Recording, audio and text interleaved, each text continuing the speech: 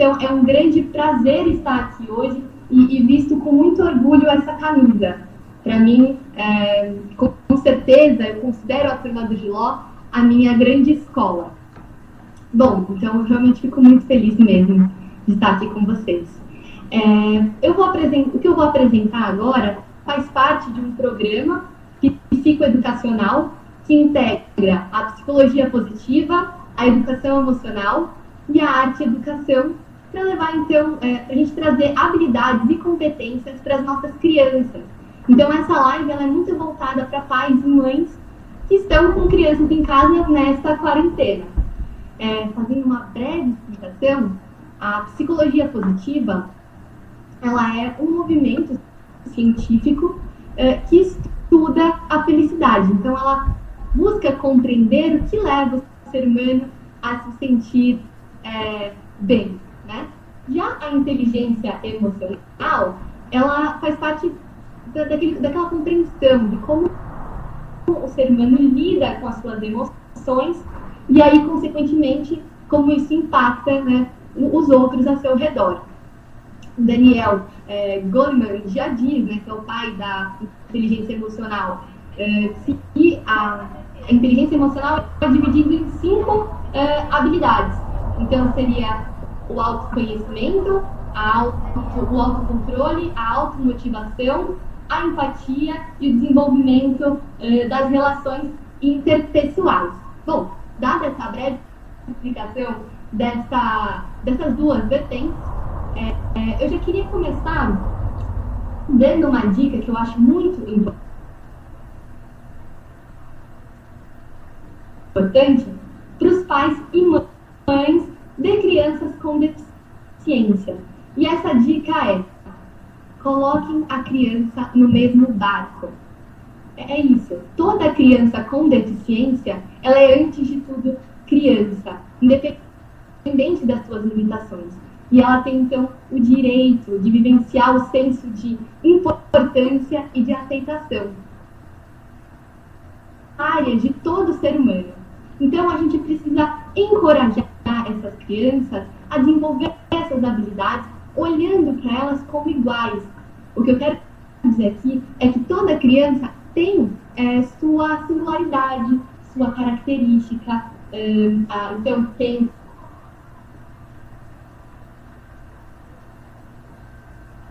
igual é olhar o potencial de aprendizado dessa criança. Então a gente precisa olhar para elas e acreditar da mesma forma. O nosso foco não é no diagnóstico, né? O nosso foco é na criança. Bom, passado essa dica, que eu acho muito importante, eu já gostaria de começar a passar para vocês 3 ferramentas importantes que eu acho que é bacana compartilhar com vocês da disciplina positiva. A primeira delas seria dedique tempo para ensinar. Nessa quarentena, o pai, a mãe, o familiar que está com a criança, geralmente se senta para ensinar, só que nesse momento ele está com o celular na mão, ele está mandando um e-mail, está vendo a televisão, está prestando atenção na máquina de lavar para ver se já terminou e aí com essa necessidade da criança, né, de vivenciar, de dar esse senso de importância, né, de aceitação. Mas, na verdade, o que esse pai está fazendo é reforçando um comportamento de insegurança dessa criança, né? Então, um comportamento inadequado, que seria chamar atenção, ser agressivo, se isolar. E aí, muitas vezes, o pai acaba se frustrando, porque ele acha que está dando o seu tempo ali para aquela criança e ela está agindo daquela forma. Mas, na verdade, se a gente pudesse decodificar esse comportamento dessa criança, se a gente pudesse traduzir isso, na verdade, seria um pedido de ajuda, seria me dê atenção, eu preciso ser visto, né? E a gente precisa ter esse olhar. O que vem por trás dos comportamentos? Então, como é importante a gente entender e ter esse olhar, né? A minha outra ferramenta, e essa para mim muito importante, porque quando eu entendi isso, eu virei uma chave na minha cabeça, é a importância da gente encorajar ao invés de elogiar. E daí isso pode gerar uma confusão, né? Como assim? Elogiar não é bom? Não é pra você ficar bitolado e nunca mais elogiar ninguém. Não é isso que eu tô querendo dizer. Elogiar aquece a nossa alma, né? O nosso coração. É gostoso quando a gente recebe um elogio. Mas o elogio, ele é tão gostoso que eu comparo ele a um doce. Então, o doce, ele é gostoso, mas a gente não pode comer todo dia. Mas a gente gosta. Já o encorajamento seria o nosso prato principal. Ele nos nutre, ele nos dá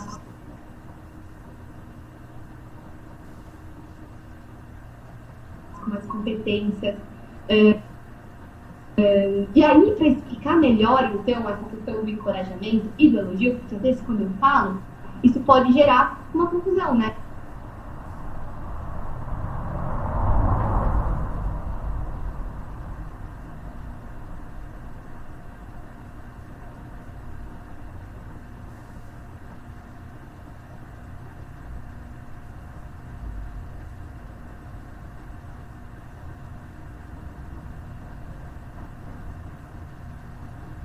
Tão esperta e o encorajamento. Você encontrou uma solução.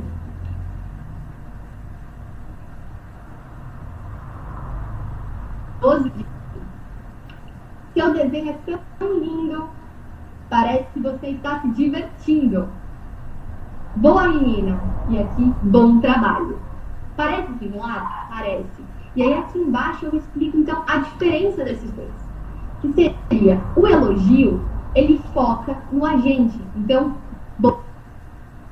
bom trabalho. Isso porque se a criança está fazendo uma ação, se ela está fazendo alguma atividade e ela erra, quer dizer que ela vai parar de ser uma boa menina? Não. Por isso que é a importância da gente focar no ato, na ação. O elogio, ele ensina o que você deve pensar. Então, você depende da opinião do outro. Então, essa parte aqui, estou orgulhoso de você. Você depende que uma terceira pessoa esteja orgulhoso de você. Já o encorajamento, ele ensina você a como pensar. Então, você deve estar orgulhoso de si. E aí, então, você aprende também a autoavaliação. Então, como é importante a gente ensinar isso para a criança, né? E o elogio, ele reconhece somente o produto completo, o produto perfeito, né? Então, você fez direito, seria um elogio. Agora, o encorajamento, ele reconhece o esforço, então, a melhora. Você fez o melhor que pôde, é o encorajamento. Ou como você se sente sobre suas realizações. Você faz a criança entender que isso é um processo, né? E que as coisas não precisam ser perfeitas. Quando eu entendi isso, para mim fez uma diferença enorme. E aí a gente não vai fazer isso de um dia para a noite, né? A gente do nada não vai conseguir parar de elogiar ou elogiar menos e começar a encorajar mais. Isso é um processo também nosso, né? Então a gente precisa ir desenvolvendo aos pouquinhos tudo isso. Mas quando a gente está com a criança ali, às vezes essa criança ela pode também estar tendo um mau comportamento. E aí é nessa hora que a criança precisa mais ainda ser encorajada. Eu não sei de onde a gente tirou a ideia que para a criança agir melhor, primeiro ela precisa se sentir pior. Na verdade é totalmente o contrário, né? Quando para a criança agir melhor, ela primeiro precisa se sentir melhor. Mas quando a criança está tendo um comportamento inadequado, geralmente o que a gente faz? A gente se exalta, a gente grita, a gente briga, a gente chora, a gente bate. E aí, por que a gente faz isso, né? Eu acredito que isso seja por um padrão que nos foi passado pela nossa sociedade, né? Essa maneira da gente conseguir reagir diante dessas situações. Não fomos ensinados a trabalhar as nossas emoções. Não fomos ensinados a reagir. No nosso organismo, quando acontece uma situação dessa, eu vou tentar explicar de uma maneira muito didática o cérebro na palma da mão. Então, isso aqui é o nosso cérebro. Vejam que parece um cérebro. Essa parte da frente seria a minha testa, essa parte aqui, essa aqui. E aí, então, eu vou explicar de uma maneira bem simples para vocês. Mas, então, o meu punho seria a minha coluna. Entro no crânio, esse aqui seria o tronco cerebral, e aqui seria meu sistema límbico. Essa estrutura é responsável para regular as minhas emoções. Então, essa estrutura é responsável por aquela nossa resposta de luta ou fuga. Esse aqui, então, seria o nosso cérebro primitivo. Abaixo do nosso cérebro primitivo, nós temos o nosso córtex. Esses 4 dedos seriam o nosso córtex. E o nosso córtex, ele consegue ver tudo o que está acontecendo à nossa volta. E aí, o nosso córtex é responsável pelo nosso raciocínio, pelo nosso pensamento. E ele regula o sistema límbico e o nosso tronco cerebral. Então, isso é super importante. Por quê? Porque às vezes pode estar acontecendo um monte de coisa ao nosso redor, né? E a gente pode, com o córtex, a gente consegue, então, ter essa melhor visualização e ter respostas melhores. Mas o que acontece quando a gente fica, então, sem paciência, quando acontece uma situação dessas? O que acontece é que o nosso córtex, ele para de receber a mensagem. E quem toma conta das nossas ações é essa região aqui, o nosso cérebro primitivo. Então, a gente só pode ter uma resposta mesmo. É gritar, é bater, é se exaltar, porque ele está comandando. E aí, o que acontece quando a gente faz isso na frente de uma criança, né? Ela está tendo um comportamento assim, um mau comportamento. E você, adulto, tem essa reação. Acontece uma coisa que todo mundo tem no seu organismo. A gente tem uma coisinha chamada neurônios espelho. Automaticamente, quando o adulto faz isso, os neurônios espelho da criança são ativados e a criança começa a agir exatamente como esse adulto está agindo, gritando, batendo, e aí então a gente tem aquela coisa, né, de quem grita mais alto. Mas se nós se acalmar, se conectar nesse momento do caos, nesse momento que a criança está tendo esse mau comportamento, a gente conseguir ter essa respiração, então essa criança também também é ativado o neurônio espelho dessa criança, e ela também consegue ali deixar que o córtex comanda. E aí a gente ensina uma habilidade extremamente importante para a criança, essa autorregulação, né? Esse autocontrole. Então, a gente ensina isso. Por isso a importância de, no momento que a criança tem um mau comportamento, a gente agir ensinando essas habilidades, encorajando essa criança. Então, esse é um papel do adulto. E a gente precisa ter essa empatia e essa compreensão de se conectar, e a importância de se conectar antes da correção, né? Então, isso é extremamente importante e é o que acontece no nosso organismo. Bom, passando essa segunda ferramenta, eu tenho uma outra que se chama pensar, que se liga muito com essa que eu acabei de falar, né? Porque é uma ferramenta chamada pensar só depois de se acalmar. Então, é a importância da gente se acalmar e conseguir também acalmar as nossas crianças.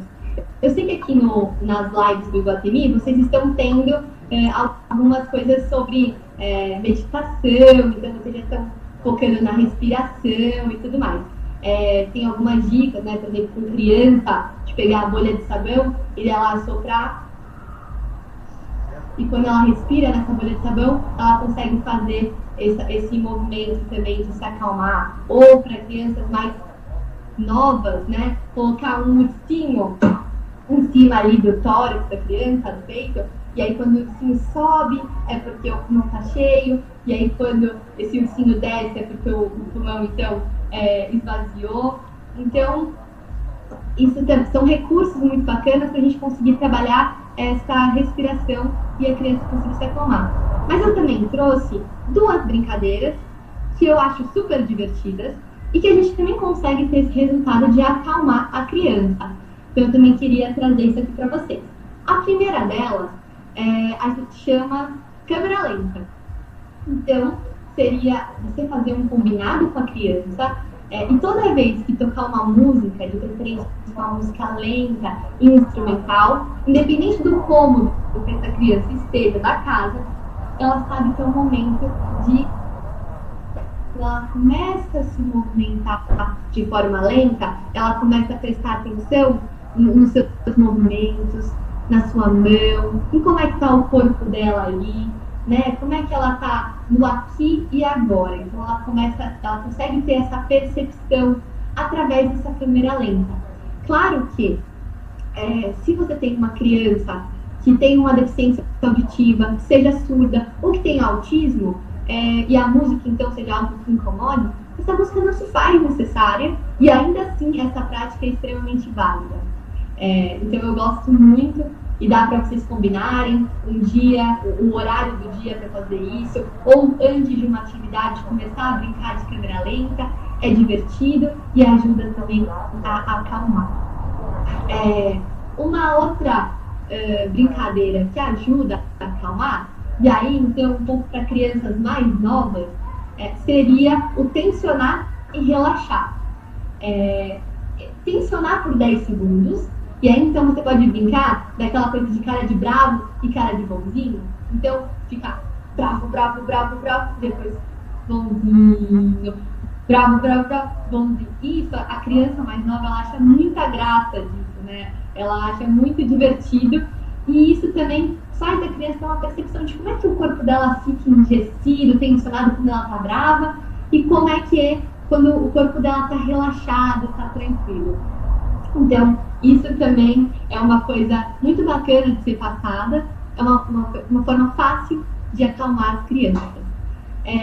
Bom, então depois que vocês entenderam essas 3 ferramentas, então você já tem um lar mais acolhedor, mais tranquilo, mais calmo.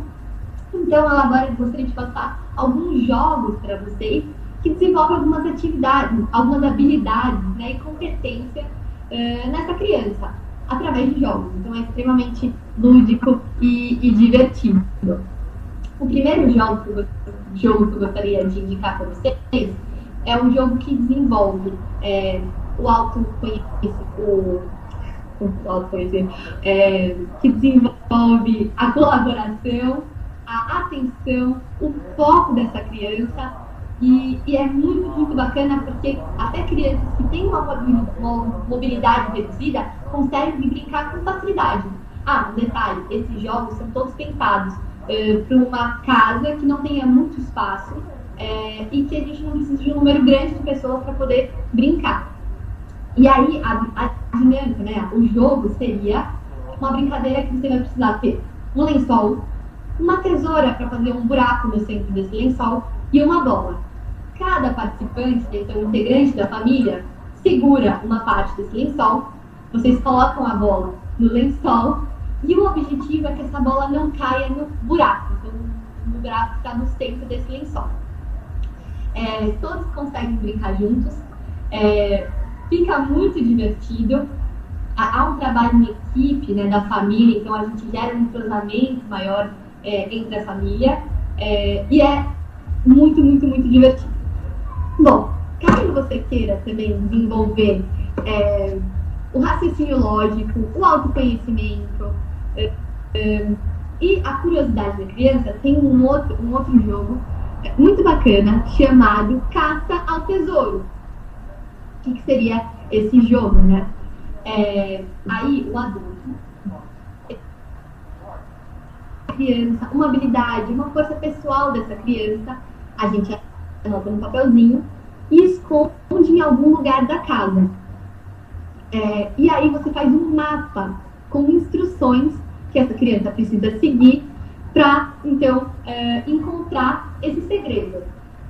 Se você tiver mais de uma criança na sua casa, então crie a regra que elas só podem procurar por esse segredo quando elas estiverem de mão dada. E aí, então, a gente também trabalha a conexão entre as crianças, né? E aí é uma coisa que quem ganha, né? Quando você encontra, né, os dois ganham. Então isso é muito importante também. Todo mundo ganha quando um ganha. E aí, então, vocês podem fazer essa brincadeira super divertida quando a criança encontra ela também lê aquela característica, aquela habilidade, e isso também faz ela reconhecer mais sobre o que ela tem de característica, né? Sobre o que ela ela se conhecer mesmo. Então é bem bacana. E aí, para crianças que são deficientes visuais, né, cegas, e não conseguiriam ver esse mapa, o que a gente pode fazer é cancelar esse mapa e aí fazer essas coordenadas de maneira oral. Então, falar em voz alta as coordenadas, da onde ela tem que ir. Você também pode fazer perguntas, questionamentos para as crianças, né? Então, por exemplo, aonde você lava a mão todos os dias antes do almoço? E ela sabe que é o lavabo. Então, a criança se direciona para o lavabo e lá no lavabo ela encontra alguma outra dica. Você pode fazer dicas, é verdade. Então, vocês podem deixar, por exemplo, fazer um mapa com instruções da sala. Aí, você coloca várias setas até a criança chegar a uma gaveta da sua sala. Dentro da gaveta tem uma dica. Então, pode ser, não sei, aonde você janta todos os dias. E aí ela entende que é para ela ir na sala de jantar. Lá na sala de jantar, ela procura até encontrar uma outra dica. Se a criança tem essa deficiência visual ou, enfim, é cega, o que a gente pode fazer? A gente pode pegar e fazer dicas em alto relevo. Também funciona. Então, pegar uma folha sulfite, colocar barbante e ela passando a mão também consegue identificar onde é. Eu já fiz um sofá, ela conseguiu entender e ela foi procurar pelo segredo nos curso. Mas eu peguei uma folha sulfite, abri o alfabeto em braille no computador, peguei uma agulha e eu tinha muita força de vontade, né? Era muitos instrumentos naquela hora. Mas eu furava a folha sulfite e conseguia escrever a frase com o alfabeto em braille. E ela, então a criança que sabe ler em braille, ela conseguia entender aquela dica que eu estava dando. Isso também funciona.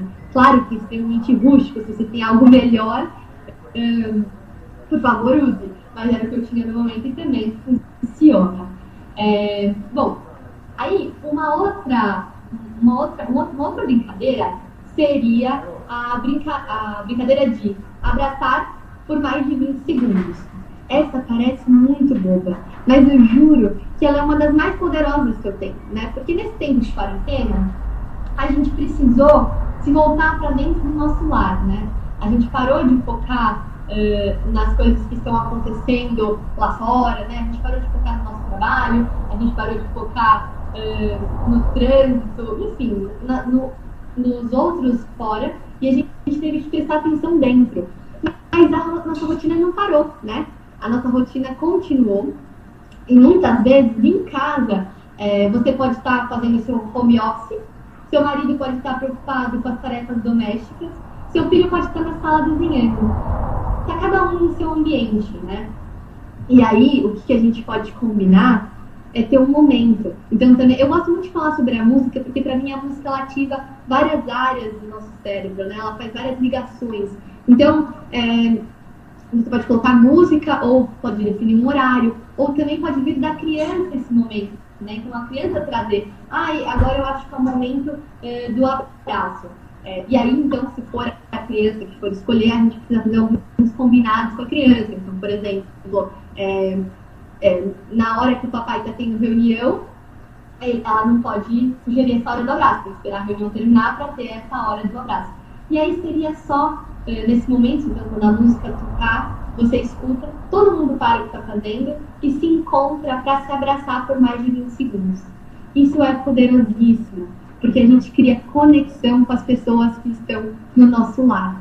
E o abraço, ele nos traz coisas também no nosso organismo muito poderosas. Então, quando a gente se abraça, a gente libera o hormônio da ocitocina, né? Que é o hormônio do bem-estar. E quando isso acontece, os níveis de cortisol, que seria o hormônio do estresse, diminuem. Então, automaticamente, a gente sente aquela sensação de bem-estar físico e emocional. A gente sente segurança, uma sensação ligada também ao prazer. Isso em 20 segundos. Então, imagine se conectar com as pessoas que estão no seu lar dessa maneira, né? E poder ter isso. É rico, gente.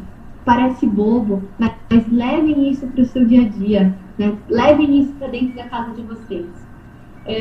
E aí, então, um outro jogo, né? Uma outra brincadeira bacana de se fazer, que auxilia a gente a tranquilizar nossa mente, o nosso coração, a gente ter um melhor autocontrole, seria uma boa estratégia, né? Que também a gente consegue lidar adequadamente com as nossas emoções, o semáforo das emoções. Eu tenho o meu aqui, vou mostrar para vocês.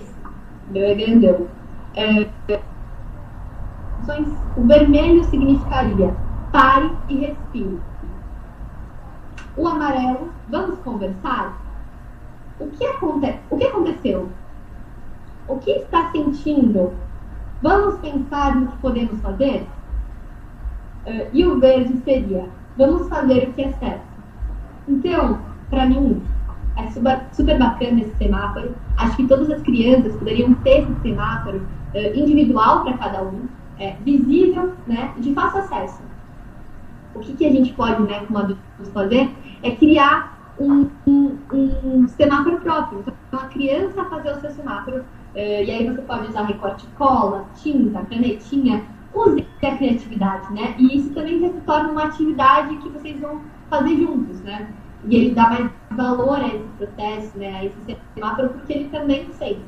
Então, usem essa criatividade e façam esse semáforo. Claro, pode copiar, estava perguntando, né? Vou até deixar então ele aqui, que aí fica mais fácil para vocês até printarem a tela e depois fazerem de vocês. E aí, o que eu indico, né, para crianças mais novas, assim, é interessante que essa criança leve um personagem para esse semáforo, porque às vezes para a criança é meio complicado quando o pai chega e pergunta assim, filha, pode bater? E aí ela acabou de bater no irmãozinho dela. E aí então a criança ela fica, não vou falar, mas se você perguntar isso pro fantoche, e aí pedir para a criança explicar, filha, explica pro fantoche se pode ou não bater.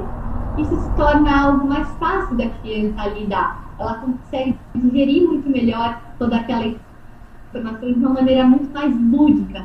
E aí, então, você também pode perguntar, ao invés de bater, o que a gente pode fazer, filha? E aí, ela explica o que pode fazer. É uma maneira dela conseguir também entender tudo isso, quando passa toda a informação que ele quer, mas através desse personagem. E aí, o que eu indico para quando a gente fala desse personagem é que a gente faça um fantoche. O fantoche, todas as crianças gostam de fantoche. Nós adultos também gostamos, né? Então, a gente gosta do fantoche, faz o fantoche. É uma coisa que a gente tira da folha de papel, a gente tira aquilo do pensamento e traz para algo concreto. Né? As crianças que têm algum tipo de deficiência intelectual ou autismo, isso facilita muito a maneira dela a saída. E aí, falando sobre eles, é uma coisa que eu uso muito no meu dia a dia, uso para as minhas dinâmicas, e eu trouxe até alguns dos fantoches para ensinar vocês, então, a fazer esses fantoches com coisas que vocês têm na casa de vocês. Vou passar rapidamente, só uma explicação muito breve, mas eles ficam lindos. Eu vou mostrar aqui um deles para vocês verem como fica com meia. Eu vou explicar depois todos os instrumentos, né? Mas, por exemplo, esse é meu fantoche da vovó. Tá meio dobrado. Como é que eu fiz esse fantoche? Eu usei algumas pedrinhas que eu tinha em casa. Esse óculos eu fiz com aramezinho. Essa boquinha de papelão, depois eu explico pra vocês. Isso aqui era um cachecol antigo meu, que eu... Aí a gente pode fazer... Ela tem até um brinquinho, olha. A gente pode usar de muitas maneiras e ficar lindo. Então, pra criança ter também... Ó, essa que eu fiz era minha chapeuzinho vermelho. Então, o narizinho de botão, os olhinhos que eu tinha em casa, a boquinha, eu fiz uma linguinha e o cabelo de lã. Eu tenho também o lobo, eu tenho o caçador, e aí eu tinha então um chapéu em casa que eu usei. E aí eu vou explicar rapidamente como é que a gente faz esse fantoche. Gente, isso é uma meia normal que vocês têm em casa. E aí você precisa colocar essa meia assim. É importante que você deixe o calcanhar aqui embaixo. E aí, essa parte aqui, que é a parte dos dedinhos, não sei se dá pra vocês enxergarem bem, vocês colocam pra dentro. E aí aqui é onde vai ser a boquinha. Aí eu recortei, pode ser também de uma caixa de papelão que você tenha. Eu recortei, fiz meio que essa forma oval, colei aqui uma folha de sulfite, e aí a criança ela pode desenhar o que ela quiser dentro dessa boca. Você pode também colar, ó, eu fiz também a do lobo, eu colei em feltro e fiz de lantejola os dentes dele. Aqui eu fiz com um papelão também e coloquei o feltro. E aí, então, você fica com algo mais ou menos assim, né? Então, o calcanhar embaixo e a boquinha em cima. O que eu usei para colar os olhos e o nariz? Eu pensando muito nas crianças que têm, por exemplo, síndrome de Down e que então tem essa dificuldade com o movimento de pinça. Eu colei esses velcros. Velcro que fala? Sim, é velcro. Eu acho que sim.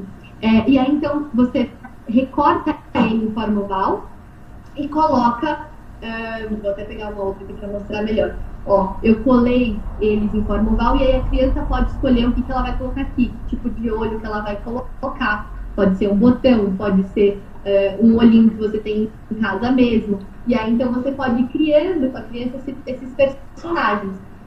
Aqui, ó, eu trouxe alguns cabelos. Então, você pode fazer de várias maneiras, ó. Esse aqui é uma lã grande, né? Um fio de lã. Eu amarrei em 3 pedaços, ó. Amarrei aqui em cima e ficou um cabelinho. Pode ser uma trança, pode ser um outro cabelo assim, pode ser um cabelo bagunçado. Eu coloco o velcro embaixo e aí coloco em cima da cabeça do boneco. Os olhinhos, eu posso tanto usar o botão, quanto posso usar olhinho mesmo, né? Aí vai do que você tem em casa, né? Usa a sua criatividade para poder criar esses personagens e eles ficam muito bonitos. Dá pra gente fazer com várias coisas, né, que a gente tem em casa. Eu tinha esse chapéuzinho aqui que tinha sobrado de uma festa junina que eu fiz, então eu já usei para fazer o do meu caçador. Essa daqui também ficou super divertida, ela tem um botão. E aí dá pra gente inventar. E essa criança, então, ela leva seu fantoche ali, né, no semáforo. E aí, então, você consegue ensinar para essa criança tudo que você quer ensinar. Usem a criatividade de vocês e se lembrem de como vocês eram quando vocês eram criança. Até eu tô vendo aqui a minha irmã e ela tá com um fantoche na porta da sala. Ela tava me assistindo lá embaixo e ela subiu com um fantoche. Oi, Pri. Tudo bem? Vem cá dar oi pra todo mundo. Abaixa aqui pro pessoal que vê. Oi, dá um oi pra todo mundo. Essa aqui é a minha irmã que eu tinha falado pra vocês logo no começo. Ela tem o fantoche dela, que a gente fez juntas. Tá vendo como pode ser pra qualquer idade. E bom, gente, eu já tô encerrando a minha live aqui com vocês. Eu queria que vocês continuassem acompanhando a programação na hashtag Iguatemi com você, que tem conteúdos para toda a família. Agradeço muito por todos que participaram, pelo Shopping Iguatemi, pela firma do Giló. Agradeço aos meus pais também, que sempre me ensinaram a importância da inclusão, abaixa mais para conseguir enxergar, a importância da inclusão, a importância da diversidade. Então, eu agradeço a todos que me acompanharam nessa jornada, a Carola, que também me deu essa possibilidade de estar aqui. E é isso, gente. Eu agradeço muito. Quem quiser conversar comigo, ou tiver alguma questão, algum feedback, ou quer algum esclarecimento de alguma dinâmica ao jogo que eu trouxe aqui, o meu Instagram é @patricia.rizardo, e aí é meu sobrenome, né? Rizzardo, né? Com 2 Ds, então. E vocês conseguem me encontrar por lá. Gente, Gabi, né, principalmente, muito obrigado pela sua presença, a minha grande inspiração. Manda um beijo pra todo mundo. Um beijo para todos, obrigada e